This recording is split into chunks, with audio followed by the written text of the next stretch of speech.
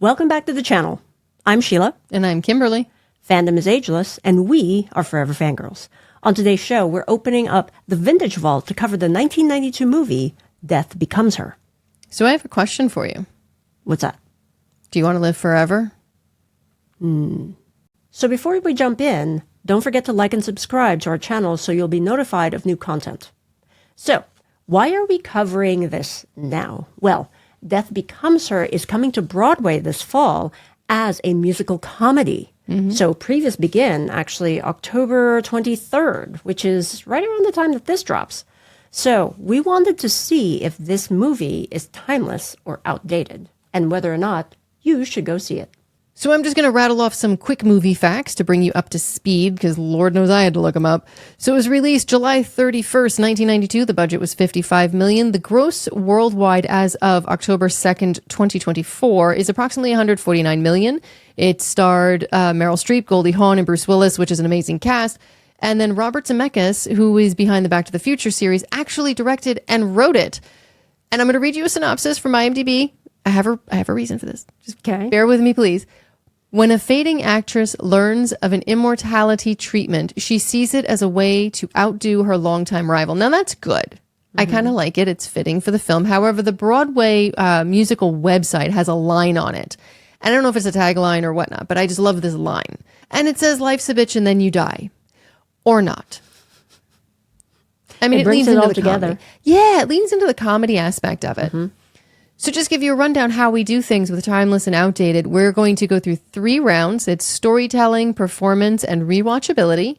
And then we're going to decide which, category it falls under. If the storytelling is timeless, it gets a point there. If we feel it's outdated and kind of out of touch, it'll go into the outdated section. Are we good to go? I think so. All right, so round 1, storytelling. It's a dark comedy with horror elements. Yes, and I have to say that I did not like any of the characters. I think that was the point, though. I think so, too. They're all like Goldie Hawn. Madeline is on stage in the very, very beginning of the movie. We meet Madeline, which is Meryl Streep's character, and she's on stage and she's doing this Broadway performance. Ironic, because it's going to be a Broadway show. And Helen, which is Goldie Hawn, and Bruce Willis is Ernest. His name always eludes me for some reason. Ernest Menville. How apropos is that? Very much so. But they are at the Broadway musical opening night, I believe it was, and people are walking out because it's such a bad musical. And he is completely enthralled with her. Madeline. And Helen's like, Ernest, you have to just do me a favor and don't fall in love with her. Because it's happened before. Yes. And Madeline and Helen go way back. They were rivals in high school, it looked like. And they're still rivals. They're still rivals. And Helen brings Ernest backstage, and they meet Madeline. And next thing you know, Madeline and Ernest are married, and Helen is back home plotting her revenge every day. Yeah. And they're all, like I said, they're all just not likable characters. But the themes in this movie, I think, is what is the thing that sells me on it. But also, considering the characters, I think, like we said, they need to be unlikable in order for the themes to work. Correct. I think you also need to take into consideration when it was shot. It was the 90s. For example, special effects is, they were still in its infancy, I believe. Yeah. And I think this was actually the first film where they used photorealistic human skin software. So that's how it looks really, lifelike and real when Madeline Ashton falls down a set of stairs and her head gets twisted so that she's facing her back. That was just very painful. Yeah, it looks painful. And then, for Helen Sharp, she has a big hole in the middle because she was shot by a shotgun. Yep. And it doesn't look half bad. It doesn't look half bad. I mean, there is a scene where the person who has the potions, they open a big box and they take the lid off the vial, and it's got this little wispy potion-y type smoke. That kind of ages. I mean, it doesn't look as good. Yeah. But it's so few and far in between. It doesn't bother me. Did it bother you? No. Again, this was done in the 90s. So, yeah, I kind of let that slide.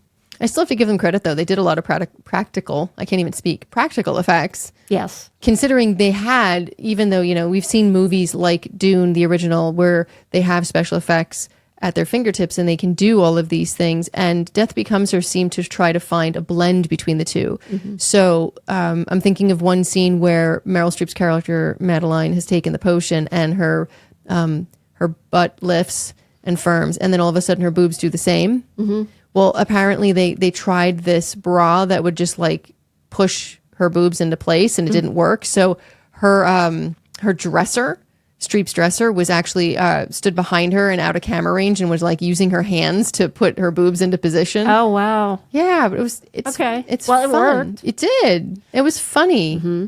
And I know it won the Oscar for Best Visual Effects in 1992 over Batman Returns. Oh, there you and go. Alien 3. Yeah. You were telling me that you saw that Meryl Streep actually did like a UK television interview, and in it she actually mentioned that she thought that this movie was too original to pass up. So who are we to argue with her, right? Well, yeah, you don't argue with the goat. No. So for this category of storytelling, what score would you give it? I would put it in timeless, simply because, we've covered that it still can be rewatched, where the special effects don't knock you out of it because it's so few far between. And, the acting and the way it's presented and edited and cut, and it still kind of works. Okay.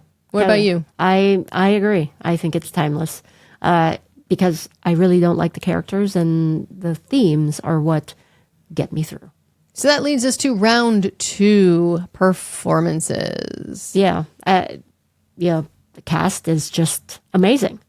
Well, you have Bruce Willis, Goldie Hawn, and Meryl Streep. You really can't go wrong. Yeah, you cannot. It was, for me, though, as a personal note, slightly sad seeing Bruce Willis, because I do know he's ill now, and thinking of all the great movies that we have from him, and I also wonder how many more we would have gotten. Mm. But we saw him in his prime here, so it'll live on. It just made me want to watch Die Hard again. For me, it was the play between Meryl Streep and Goldie Hawn. Like, the chemistry was just really, really, it worked, and the acting was just top notch. So, do you know if they did any more films together? I'm not sure. Well, if anybody knows out there if they've done any other films, I'm going to look it up on IMDb later. But let us know in the comments below. I would love to know. Yeah. But yeah, performance-wise, it's Meryl Streep, Goldie Hawn, and Bruce Willis. Yeah. So should we just go ahead and score this then? What do you give it? I would say that it's also timeless. All right, I'm going to pause a second and just simply say that I did waver on it. I'm going to be honest. It's Okay. the three of them, so naturally my instinct is to immediately give the point. I did waver on it because sometimes you have mentioned, and I kept thinking about it, they were over the top a little bit. But I do think what switched my wavering is the fact that it is the 90s and the story was such that I think it needed that over the top stuff in order to make it function. So I just wanted to be honest about my slight wavering. Okay, not a problem. So that brings us to our final round, round 3, rewatchability. So we already mentioned that the story really is thin. It's nothing new, but yet it somehow feels current. Yeah. Women are still expected to stay young, look stunning, be sexy, be ageless, have children, have everything together. While men get Go to work. sexier as they age. Although, unfortunately, there are some men that are still held to that same insane standard. It's not easy to get into superhero shape like Hugh Jackman and Deadpool and Wolverine. Those abs. Those washboard abs, yes. Even Deadpool leaned down and stared at them. Come on. Yes, he did. All right. But anyway, from a rewatchability standpoint, what do we think this scores? I'm wavering. I'm wavering because it is thin.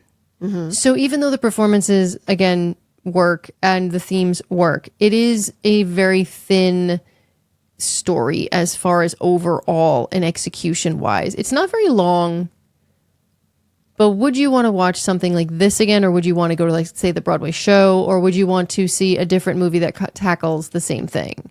Well, I mean, for me, I've never seen it before. This was the first time watching it. So I thought that it was, like you said, over the top, but the themes are what get me really going with this, right? Even though the story is thin, it's getting to the point that life is meant to be finite.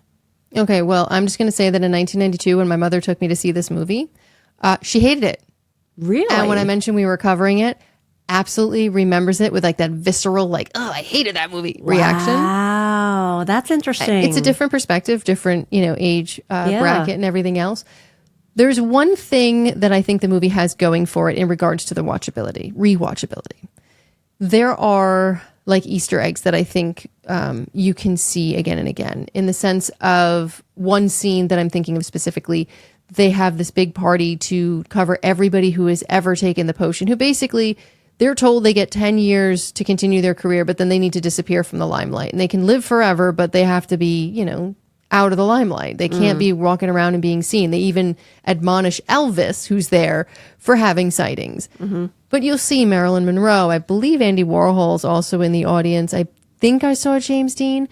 But, all the famous people. All the famous people are there. So it would be really interesting to rewatch it to see things I've missed, little Easter eggs, as well as that big crowd scene. Mm-hmm. So if that's the case, this is my second time watching it already. So yeah, I guess we could give it a timeless point.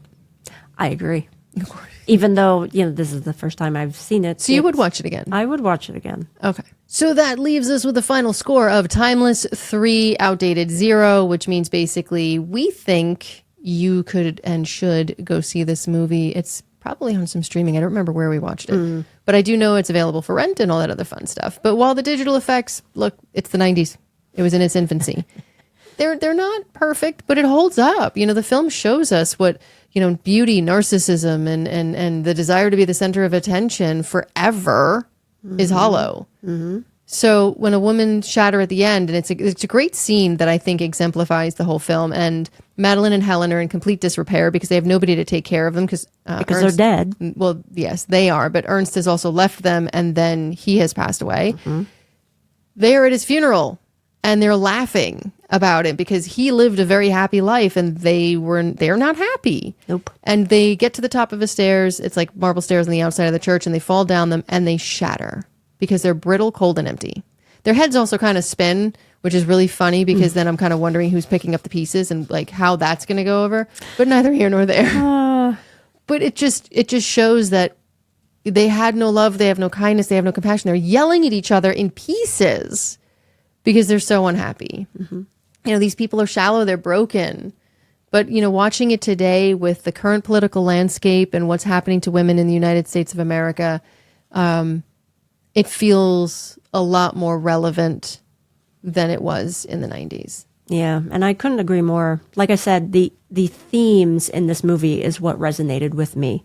And that the biggest theme for me is that we have a limited time here on Earth, and creating memories, nurturing relationships, celebrating accomplishments, and even grieving losses. That's what life is about. No one can give you self-worth but yourself. And chasing it from others will only leave you empty and hollow, just like what Kimmy said. Yeah. So with that, I'm actually wondering how this will translate to the musical stage. So I think that we might actually have to see it to do a review, because I'd really like to see how they're going to show Meryl Streep's character, Madeline, with her head turned back. I'm sure they'll figure it out. I saw them loading in September. I was in the city and I was passing by the theater and I watched them load in all their gear. So I'm sure they figured out a way to do it. Okay. But you're basically telling me that you're giving me the leeway to plan a Broadway versus movie. I think battle video? Hey. I like that idea. Might be good.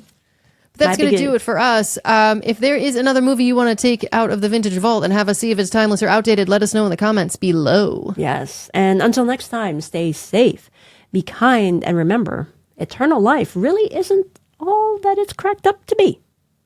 I don't know. I mean, if there was a vampire and I could still have chocolate. Really? I'd consider it. That's where you went? Well, yeah. Oh, my goodness. It's chocolate.